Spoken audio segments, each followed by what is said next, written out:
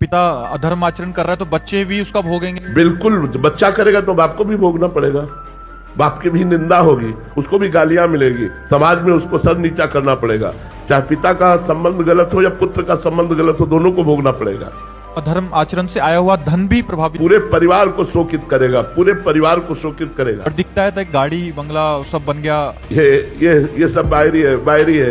ये कुछ दिन के बाद बाहरी भी नहीं रहेगा और आंतरिक भी नहीं रहेगा। आंतरिक तो जलते ही रहते हैं, बाहरी है ये कुछ दिन के लिए है, कुछ दिन के लिए है। जब तक पुण्य है तब तक धर्मात्मा पुरुष को दुख दे लो और पाप कर लो, और जिस समय तुम्हारे पुण्य नष्ट होंगे, विध्वंस हो जाओगे, किसी कार्य में तुम सफल नहीं हो पाओगे।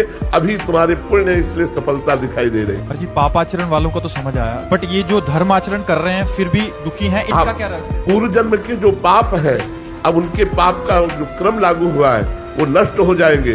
तो पूर्व जन्म के पुण्य और इस जन्म का पुण्य जब दोनों मिलेंगे तो ये सूर्य की तरह प्रकाशित हो जाएंगे, ये परमानंद को प्राप्त होंगे। और पापी पुरुष का वर्तमान में पुण्य खर्चा हो रहा है, जब पूर्व का पाप और वर्तमान का पाप दोनों मिल जाएगा तो ऐसा ब्लास्ट होगा कि सर्वनाश हो जाएगा। और इनके अंतःकरण की स्थिति क्या है? शांत, प्रसन्न, भले दुख में है लेकिन प्रश्न देखो, 12 वर्ष का वनवास, 1 वर्ष का अज्ञातवास पांडवों को मिला, लेकिन साथ में ब्रह्म ऋषियों का संग।